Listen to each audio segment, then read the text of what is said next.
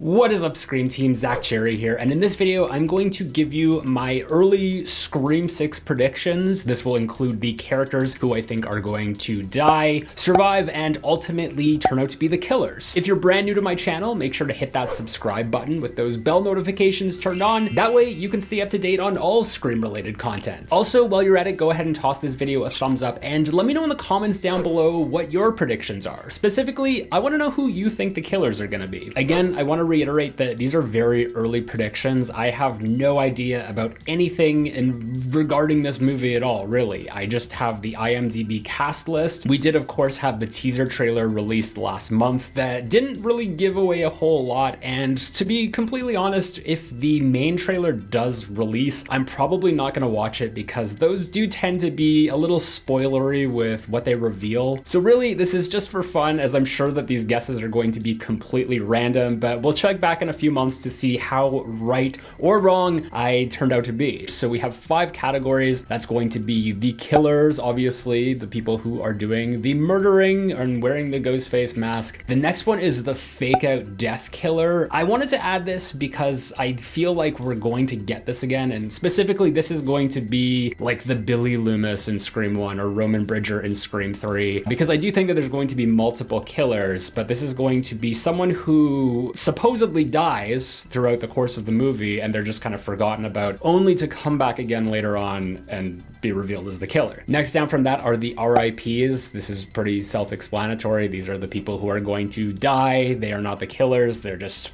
cannon fodder. And then coming out a little bit better, we have the fake out death survivor. This is kind of like Dewey in Scream 1 or 2. Basically the characters who we see getting killed, but then they miraculously survive and return for the very last scene of the movie. And then the last category are the survivors, just plain and simple. These are the ones who will triumph and live on for the sequel. So first we have Sam, and I'm pretty confident that she's going to survive. I feel like, you know, as much as she probably wasn't as well received in Scream 5, which I feel are very unfair criticisms, she's pretty much going to be the new main character moving forward. So if they are doing a trilogy, just get used to her. I mean, there is a chance. I will say it's in the back of my mind where I feel like she could get killed off just for kind of the shock factor of it all. But I think that the writers and Radio Silence have, you know, kind of really put all of their eggs in this basket with this character. So I'm pretty sure that they're going to allow her to grow, because I think that she'll probably become more popular as the movies go on. So next up is Gale, and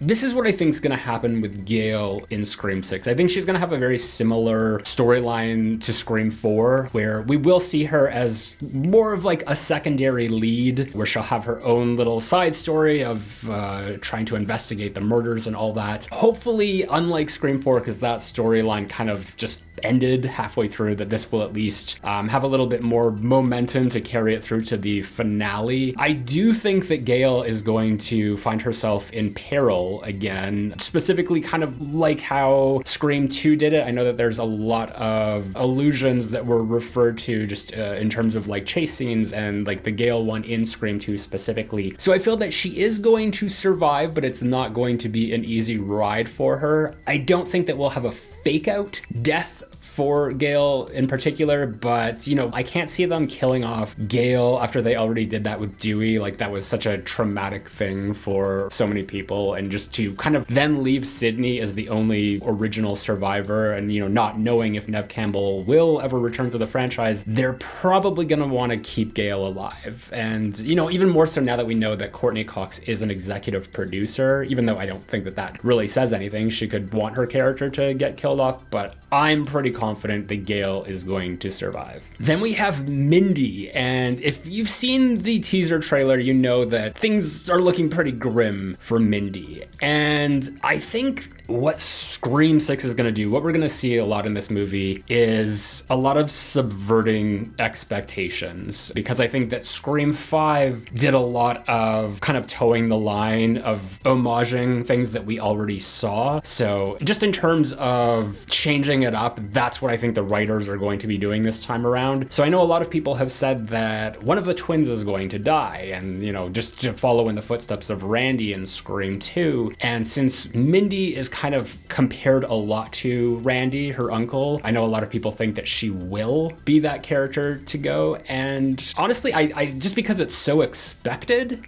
I can't see it happening. I think that Mindy is going to be a fake out death survivor, though. I think that they're going to make us believe that she died, and then she'll show up at the end. I think that, like, really, Mindy follows more in the footsteps of Dewey, whereas, you know, in the first movie, we saw her getting wheeled out on the stretcher. So I think that that's going to be kind of the thing in Scream 6, is she'll be wheeled out on the stretcher. And probably, and this will bring me into the next one, Chad will be there to, you know, be like, oh my God, you're alive. So because of that, I will say that Chad is going to survive as well. I don't think that either of the twins are going to die, because it's so predictable. You know, it's just like, people would just assume that one of them has to die. But I think they're going to get a lot more development this time around, and they're going to kind of make up the new trio, if there's a trio moving forward. So because I'm saying that it's just going to be a trio, which will comprise of Sam, Mindy, and Chad, I think that this is going to be the end for Tara. I think Tara is going to be RIP. And a few reasons for this. The first one is that I think that Tara would be the most unexpected, and it would probably be the one that would be the most upsetting too. And I feel like they're gonna want to go for the tragedy of it all and the trauma, especially if they are kind of like following a template with a trilogy. Just think of where Sydney was at the beginning of Scream 3. If Sam survives Scream 6 without her sister surviving, that's gonna be like a whole world of trauma for the next movie. And I think that that's what they're gonna want to do with her. Also, Jenna Ortega is so popular right now. She's in everything. She's just a huge, big name star. I've often compared her to Sarah Michelle Gellar in a way of just being like the Sarah Michelle Gellar of this generation. And Sarah Michelle Gellar, you know, she didn't make it through Scream 2. So I think that time is up for Tara, and especially because she went through the ringer in Scream 5 that I think a lot of people wouldn't expect it, because, you know, she's already paid her dues. But I don't know. I'm feeling that Tara is not going to make it out of this one. Now I'm going to give you one of the killers, one of the people who I think are the killers. And this is a character named Carly, played by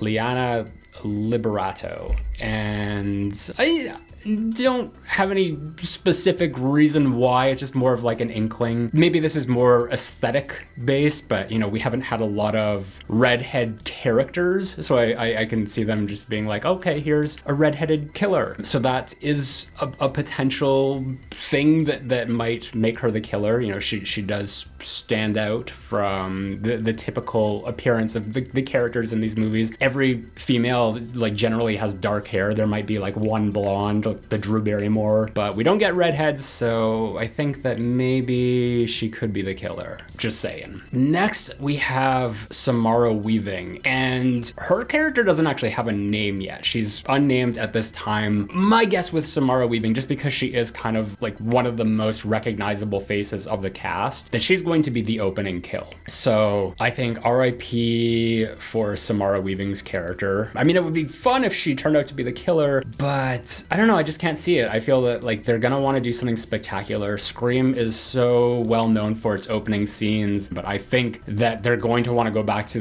the old school method of like, let's get a big name or just a recognizable star to be the opening kill, because that was kind of the whole deal with Drew Barrymore in the first. So next up we have a character named Gabe, played by Tony Revolori from the Spider-Man movies, the MCU Spider-Mans. And I think that he's also going to be opening kill. This is more so based on, because I do know some casting news and stuff, and I know that most of the principal cast was announced, and then him and Samara Weaving were announced a little bit after. So I think that, you know, what might have happened is that they just waited because, you know, they cast them separately for the opening kill. So, you know, normally with the exception of Scream 5, we do have a twosome in that opening scene. So I feel that it's going to be the two of them. That's my gut instinct right now. Then we have Jack Champion playing the character of Evan, he kind of like, he looks like a younger Richie, or like a twink version of Richie. I think that he's going to die. I can't see this being a character that like lives on. I don't think that he's gonna have any relation to Richie. I think that's just a coincidence. If I had to guess, I think that he's probably like a love interest character or a friend to Tara, just because like they're similar age. But just because of Scream 5, because I think originally in that script, Tara and Amber were girlfriends. Tara was actually queer, as was Amber, and I don't know, they changed that for whatever reason. But if it had stayed original to that, the ending of the movie would have been that both of the sisters' significant others turned out to be the killer, with Amber and Richie. So even though Amber was Tara's best friend, and I feel that these characters of Evan and Tara are going to be closely connected, I can't see there being another betrayal like that, just in terms of someone close to Tara. So going by my instinct of Tara getting killed off anyway, I don't see Evan making it out alive if Tara hadn't. So we'll put him in RIP. And on that same note, the character who's next, whose name is David, played by Josh Segarra, I'm also gonna put him in RIP because I'm getting kind of a sense that he's being set up as the love interest for Sam. So I do get shades of like Billy from Scream 1 to Derek to Scream 2 of just Sam not being able to trust her new boyfriend. So I think that he's going to be a major red herring in that regard. It just seems like one of those things that would be too obvious. Like, why would they do like 2 boyfriends in a row for Sam? With this movie, they're gonna want to have a fresh take on the killers. So I can't see them doing the same thing that they did in 5 of just kind of like, oh great, I fell in love with another psychopath. Like it doesn't make sense to me. So he's probably going to be Sam's boyfriend or love interest or some sort of connection to her, but I don't think he's gonna make it out alive. And then the next character, who I also think is the killer, her name is Alison, and this is played by an actress named Devin Nakota, I believe.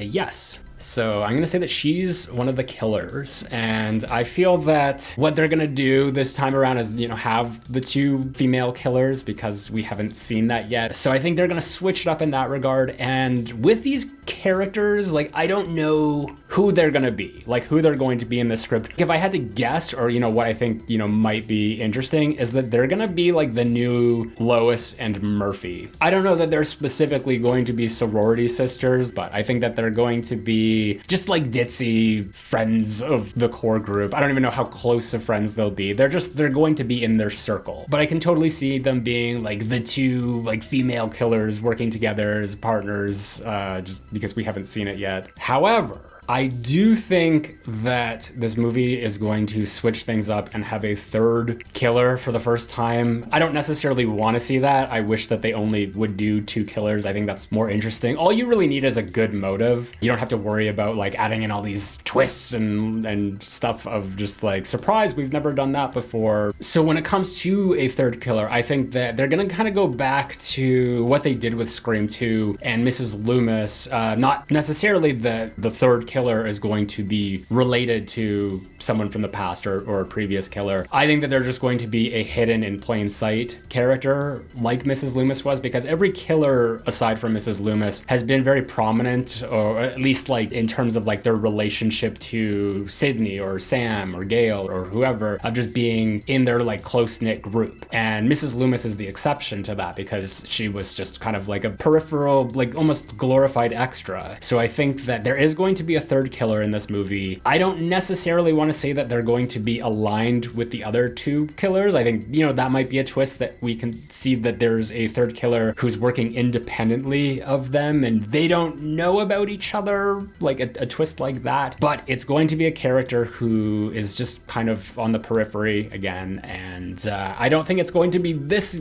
guy whose name is Brooks, played by Thomas Cadrot. If I had to guess, I'd say that he's probably a police officer. So I think that he's going to be RIP. Because again, I think that they're going to, have a lot more deaths in this movie. Scream 5 kind of, I don't want to say it was bloodless because it was pretty gruesome, but there was obviously a lower body count than we typically have seen in the past. So I think that we're going to have these side characters who don't really do anything. They're just kind of there to, up the death toll. And I think that Brooks is going to be one of them. The next one here, Andre Anthony is the actor. He plays a character named Frankie. I don't know if he would also be a police officer.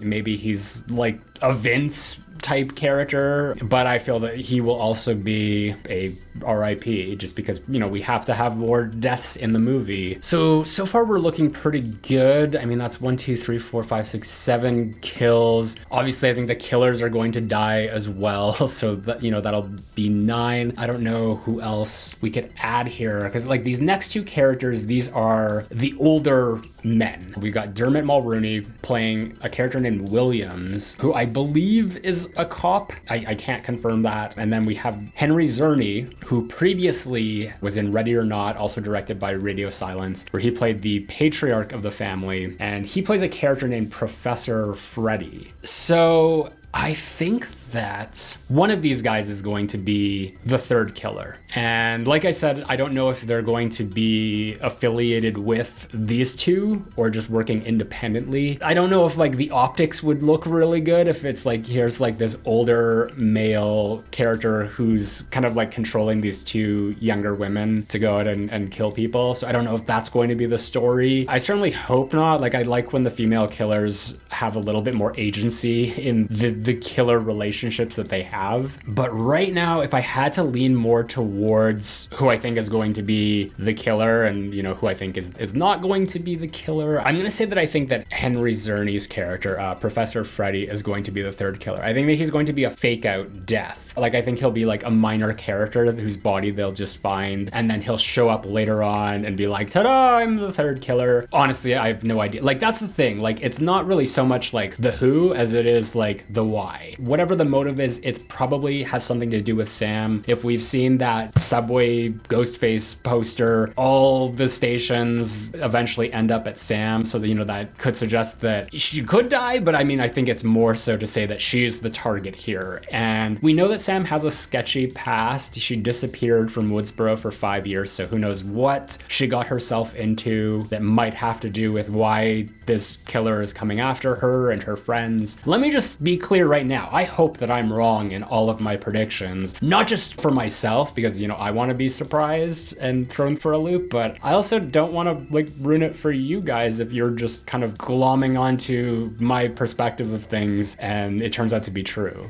That would be pretty shitty. So in that case, I'm going to say that Dermot Mulrooney, because I feel that he's more well-known, or at least his character seems to have a more prominent role. I know they made a pretty big deal out of casting him, and he's actually worked with Courtney Cox before on Friends. I don't know. I have a feeling that he could survive. He might die. I'm going to say that he survives because I feel that every Scream movie, I think for the most part, has had one new character survive. So I feel that we have to have another survivor who's not a legacy character or returning character. So I think that that's going to be Williams. So now we finally come to Kirby, and this is the biggest question mark I have. I have no idea what Kirby is doing in this movie. Kirby being in Scream 6 just feels like an embarrassment of riches, really, because I know she's a hugely popular character. Everyone wanted to see her come back. I would like to see her come back, but I just don't know, is it necessary? Does it work within the context of whatever story they're telling here? Because as far as I know, this was the role that was initially written for Neve Campbell to come back as Sydney, and because she turned it down, they just changed it in the script to be Kirby coming back. And they'd already, in Scream 5, retconned her character to still be alive, as we see in the little Easter egg on the computer, but I just don't know what she could possibly possibly do in this movie? I don't think that she'll be the killer. I don't think that any returning character would ever be the killer. I mean, if it happens, it has to be done really well, and that character would have to come back and be like completely different from whatever their characterization was the last time we saw them. So maybe that could be a thing, because like we haven't seen Kirby for so long. I just don't, like, what would her motive be? Why would she come back and be a killer? Don't say revenge. That's the stupidest thing. I hate when people say that, because who is she getting revenge on? All the people who harmed her are dead. I don't think that she would die either, because that just feels so mean-spirited to just be like, oh, Kirby died in Scream 4, and then we spent 11 years assuming she was dead, only to be like, oh, she's still alive, and then come back and be like, but now we're gonna kill her again, you know? Like, that doesn't make any sense to me. So I think she's going to survive. I don't know, like, maybe they'll like make her a red herring. There might be some sketchy things going on with her, because like her appearance in this just does feel very mysterious, but again, like her whole presence in this movie just feels like fan service to me. So I don't think that it really has any rhyme or reason for being here other than to just be like, look, we got Kirby back as well. So in that case, we have 6 survivors and we've got 7 kills, and then the killers always die. Maybe that'll be a twist. 1 or more of the killers don't. If they want to leave a killer alive, so be it, but they need to cart that person off to jail. I don't want to see them getting away and, you know, coming back to wreak more havoc. Anyway, those are my Scream 6 predictions. I want to thank a few of my Patreon supporters like Queen Cream, Tess Danielson, and Ingrid. If you want to check out even more Scream-related content, you can head over to one of these playlists right over here. Until next time, I've been Zach Cherry, and I'll be right back.